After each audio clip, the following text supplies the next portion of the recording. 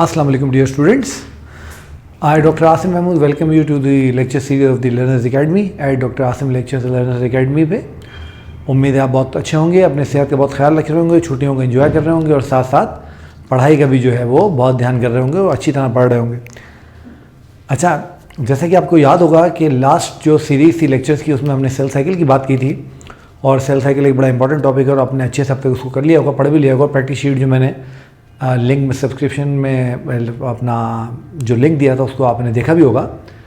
आज मैं आपसे बात करूंगा क्योंकि बच्चे बहुत ज़्यादा मुझे बार बार रिक्वेस्ट कर रहे हैं कि मैं वेरिएशन इन जीन वाला जो चैप्टर है उसकी बात करूं। तो आज मैं आपसे बात करूंगा वेरिएशन इन जीन की, वेरिएशन एंड जीन। अच्छा, अब आपने याद क्या रखना है, आपने याद ये बात रखनी है कि इस चैप्टर के अंदर बेसिकली हम देखेंगे कि जीन का फंक्शन क्या है और उसके अंदर जो वेरिएशन आती हैं वो पेरेंट्स से किस तरह से बच्चों के अंदर ट्रांसमिट होती हैं।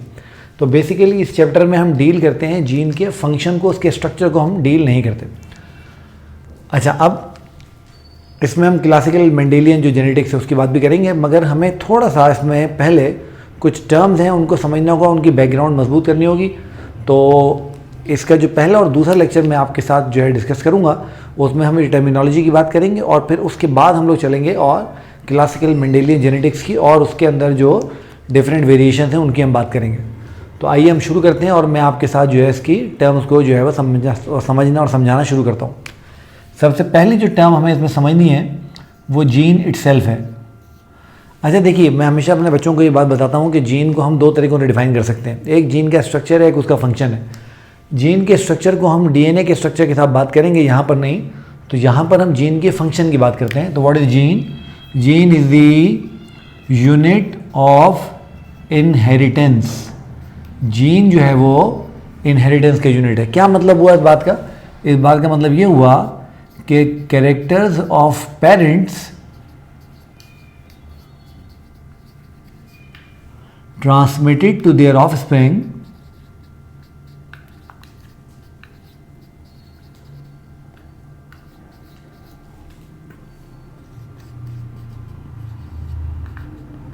Via genes. अब आपको ये बात अच्छी तरह से मालूम होगी कि ऑफस्प्रिंग जो होती है वो नेक्स्ट जनरेशन को, बच्चों को कहा जाता है। तो पेरेंट्स के कैरेक्टर जो बच्चों तक ट्रांसमिट होते हैं वो जनाब अली आपकी जीन्स के थ्रू होते हैं। तो हमें जितने भी कैरेक्टर्स हमें मिले हैं, आधे हमारी मदर ने ओवम के ज़रिए और आधे हमारे फादर ने स्पर्म के ज़रिए हमें शेयर किए हुए। अच्छा, अब ये जो जीन है आपको पता है किसी भी एक लिविंग ऑर्गेनिज्म में एक जीन नहीं होती है। There are plenty of genes in living organism. Say for example अगर हम इंसानों की बात करें तो इट इज़ रिसर्च प्रूवन कि इंसानों में 30 to 35,000 से करीब जीन हमारे सेल्स के अंदर मौजूद होती हैं। तो जो टोटल समय जीन्स का किसी एक लिविंग ऑर्गेनिज्म में, उसको हम इसका जीनोम कह देते हैं। तो what is genome? It is the total number of genes present in an organism. तो किसी भी ऑर्गेनिज्म में जो नंबर ऑफ जीन प्रेजेंट होती हैं वो उसका जीनोम कहलाती हैं। टोटल नंबर, एक ऑर्गेनिज्म की बात हो रही है। अच्छा, बहुत मज़े की बात यहाँ पर एक बात आपने ध्यान में रखनी है। आपको पता है हम सब लोग जायगोट्स की प्रोडक्ट्स हैं। हमारे पेरेंट्स ने जो है वो जब फर्टिलाइज़ किया, रिप्रोड्यूस किया तो उसका जायगोट बना और जायगोट में फिर माइटोसिस के जरिए डेवलपमेंट होती है। सेल साइकिल वाली जो लेक्चर की सीरीज़ है उससे आपको याद होगा कि माइटोसिस में जेनेटिक वेरिएशन नहीं आती है। इसका मतलब ये हुआ कि हमारी बॉडी के हर सेल में एग्जैक्ट वही डीएनए, वही जीन मौजूद हैं जो हमारे जायगोट में थी। तो हम बॉडी के किसी भी सेल का जीनोम देख लें तो वो हमारी पूरी बॉडी के जीनोम को रिप्रेजेंट करता है। अच्छा, अब जब हम बात करते हैं बड़े यूनिट्स की, हम बात करते हैं पॉपुलेशन की। और आपको पता है कि पॉपुलेशन एक ही जैसे लिविंग ऑर्गेनिजम्स का, सिमिलर स्पीशी का जो आपस में इंटरब्रीड कर सकती हैं, उनका कलेक्शन होती है, उनका ग्रुप होता है। तो अगर हम किसी पॉपुलेशन की तमाम जीन्स को इकट्ठा कर लें, जमा कर लें, तो जो चीज़ हमारे पास बनेगी वो हमारा जीन पूल होगा। तो it is the total number of genes present in a population. अच्छा, यहाँ पर आपने ये एक बहुत इंपॉर्टेंट बात याद रखनी है, उसको भूलना नहीं है कि ये जो जीन पूल है ये पॉपुलेशन छोटी भी हो सकती है, किसी भी लिविंग ऑर्गेनिज्म की हो सकती है। से बैक्टीरिया की हो सकती है, फंगस की हो सकती है, ईस्ट की हो सकती है, इंसानों की हो सकती है, प्लांट्स की हो सकती है, किसी एनिमल की हो सकती है, किसी की भी हो सकती है। तो ये थोड़ा सा हमने इसकी बात की। उसके बाद एक और चीज़ जिसकी हमने बात करनी है बहुत ज़बरदस्त, वो है हमारे पास जनाब अली जेनेटिक क्रॉसिंग। ये क्या चीज़ होती है? आप याद कर लीजिए कि जेनेटिक क्रॉसिंग वो मेथड है जिस मेथड के ज़रिए हम ये देखते हैं कि पेरेंट्स के कैरेक्टर बच्चों तक ट्रांसमिट कैसे हो रहे हैं। तो scientific method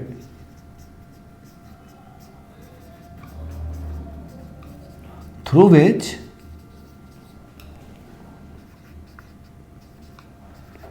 we study transmission of genes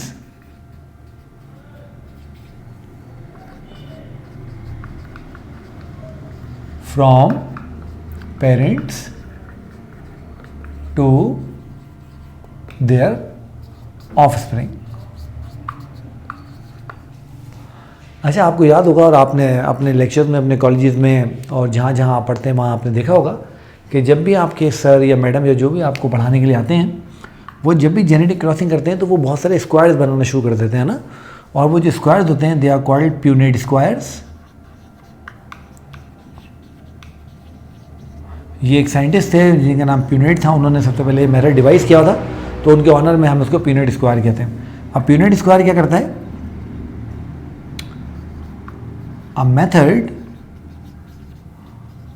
through which we perform genetic crossing. तो जेनेटिक क्रॉसिंग को परफॉर्म करने का जो तरीका होता है, उस तरीके को हम लोग जो है वो प्यूनेट स्क्वायर्स के ज़रिए जो है परफॉर्म करते हैं। याद रहे, प्यूनेट स्क्वायर चूँकि देखने में चेस बोर्ड की तरह होते हैं, चेकर बोर्ड की तरह होते हैं, ये चेकर द गेम है चेस के जैसा, इसलिए इसको also called checker board square, इसको हम चेकर बोर्ड स्क्वायर भी कहते हैं। तो it is also called checker board squares. अच्छा, अब जब हम जीन को देखते हैं तो हमें पता लगता है कि जो जीन होती है, जीन की किसी भी क्रोमोसोम के ऊपर एक पर्टिकुलर पोजीशन होती है, और जीन की पर्टिकुलर पोजीशन किसी भी क्रोमोसोम पे वो उसका लोकस कहलाती है। तो लोकस, तो what is locus? It is a particular position of a gene on chromosome.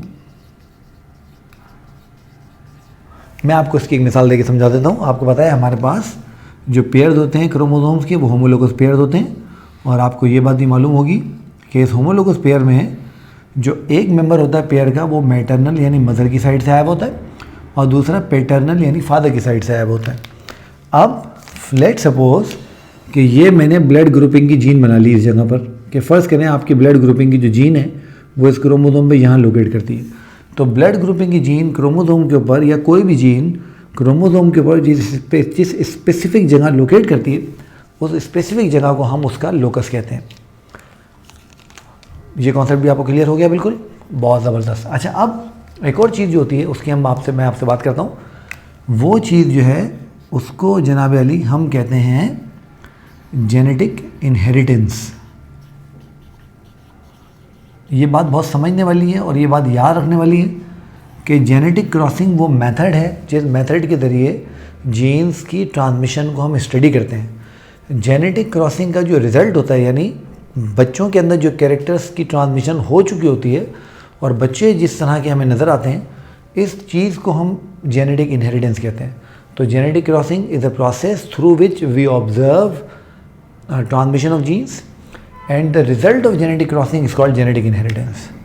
So it's a result of transmission of parental genes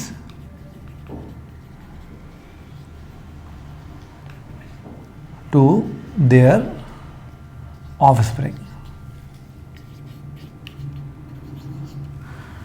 एक और टर्म जो हमें यहाँ पर समझनी है वो है बेटा गेमीट्स। आपको पता है gametes are haploid cells and they are the, तो gametes are haploid cells and they are cells of sexual reproduction. तो ये सेक्सुअल रिप्रोडक्शन के हमारे सेल्स हैं। तो बेटा ये मैंने कुछ जनरल टर्मिनोलॉजी की आज आपसे बात की, तो इस लेक्चर को आज मैं यहाँ पर रोकता हूँ। अब जब नेक्स्ट लेक्चर में मैं आपसे बात करूँगा तो मैं आपसे जो फर्दर यहाँ पर टर्मिनोलॉजी इस्तेमाल होने वाली है उसकी हम बात करेंगे, और उसके बाद फिर हम क्लासिकल मेंडेलियन जेनेटिक्स की बात करेंगे। तो स्टे ट्यून टिल देन, अल्लाह हाफिज़।